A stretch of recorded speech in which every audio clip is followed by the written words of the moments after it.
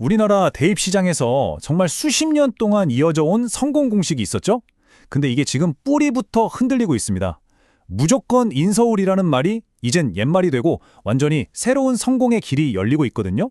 오늘 이 시간에는 바로 이 거대한 반전, 대한민국의 새로운 대입 지원 구조를 아주 자세히 들여다보겠습니다. 자, 이 질문부터 한번 시작해 볼까요? 서울에 있는 대학에 가는 것, 이게 과연 항상 최선의 선택일까요? 글쎄요, 얼마 전까지만 해도요, 대부분의 학생하고 학부모님들은 아마 망설임도 없이 네라고 답했을 거예요. 맞습니다. 수십 년 동안 이 믿음은 거의 진리처럼 굳건했죠. 하지만 화면에 나오는 것처럼 그 단단했던 성공 방정식에 이제 균열이 생기기 시작했습니다. 그러니까 과거의 정답이 더 이상 통하지 않는 새로운 현실이 펼쳐지고 있는 거죠. 예전의 규칙은 아주 간단했습니다. 바로 인서울 법칙이죠. 대학교 순위가 조금 낮더라도 어떻게든 서울에 있는 대학 간판을 따는 게 성공으로 가는 가장 빠른 길이라고 다들 생각했잖아요. 이게 정말 오랫동안 우리 사회를 지배해온 강력한 믿음이었습니다. 하지만 이제 학생들의 계산법이 완전히 달라졌습니다. 대학 브랜드라는 뜬구름 잡는 얘기보다 취업이라는 아주 현실적인 이익을 따지기 시작한 건데요. 이 거대한 변화를 이끄는 핵심 동력, 바로 취업과 경제적인 현실입니다. 요즘 학생들 머릿속이 딱 이 저울 같을 거예요. 한쪽에는 높은 생활비에 졸업해도 취업이 될지 안 될지 불확실한 서울중화이권 대학이 있고요. 다른 한쪽에는 비교적 저렴한 비용으로 졸업 후에 확실한 취업 경로가 보이는 지방 거점 국립대학에 놓여 있는 거죠. 정말 말 그대로 아주 현실적인 저울질이 시작된 겁니다. 바로 이 한마디. 이게 지금의 시대 정신을 완벽하게 보여주는 말이에요. 브랜드보다 취업.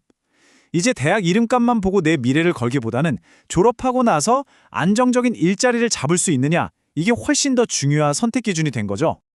그리고 이게 그냥 기분 탓이나 느낌이 아닙니다. 데이터가 아주 명확하게 보여주고 있어요. 실제로 2025년 기준으로 보면 부산대학교 취업률이 66.2%, 경북대학교가 64.8%나 되거든요. 이거 서울에 있는 웬만한 중위권 대학들보다 훨씬 높은 수치입니다. 숫자는 거짓말을 안 하죠. 근데 말이죠. 이런 변화가 단순히 학생들 생각에 바뀌어서만 일어나는 건 아니에요. 여기에는 정부의 강력한 정책이라는 판을 바꾸는 게임 체인저가 있습니다. 바로 35% 쿼터제라는 엄청난 지름길이죠. 핵심은 바로 이 지역인재 의무채용법입니다. 이게 뭐냐면요. 수도권이 아닌 지역에 있는 공공기관들이 신입사원을 뽑을 때 최소 35%는 무조건 그 지역 대학 졸업자로 뽑아야 한다는 법이에요. 이 법 하나가 지방대 졸업생들의 취업시장 판도를 그냥 완전히 뒤집어 놓은 겁니다. 네, 바로 이 숫자 35%입니다. 이게 이렇게 하면 좋다는 권고사항이 아니고요. 반드시 지켜야 한다는 의무조항입니다. 그러니까 지방거점 국립대 학생들한테는 공공기관에 취업할 수 있는 엄청나게 강력한 무기가 하나 더 생긴 셈이죠. 그래서 이제 공공기관 취업에는 새로운 공식이 생겼어요.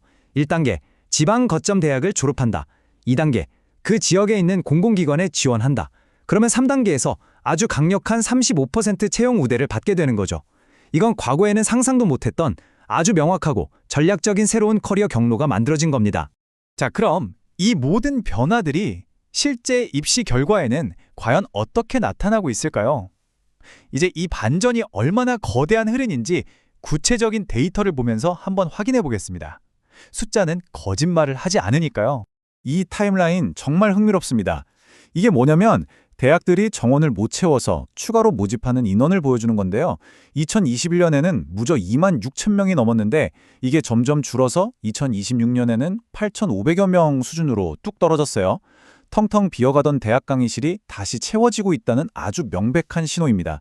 네, 결론적으로 말하면 7년 만에 미충원 인원이 가장 적어졌다는 겁니다.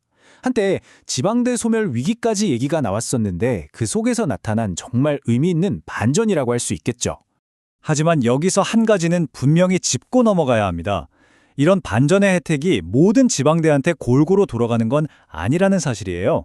경쟁력 있는 지방 거점 국립대는 막 떠오르는 반면에 그렇지 못한 사립대학들은 여전히 어려움을 겪는 새로운 양극화 현상이 나타나고 있습니다. 그렇다면 이 모든 변화가 우리 미래에 어떤 의미를 가질까요? 이제 우리가 그려야 할 새로운 성공의 지도는 어떤 모습일까요?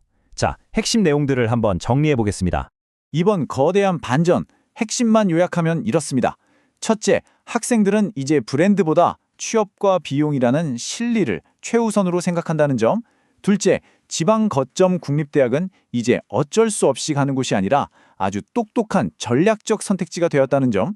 그리고 마지막으로 정부의 정책이 성공적으로 대입 지형을 새로 짜고 있다는 겁니다.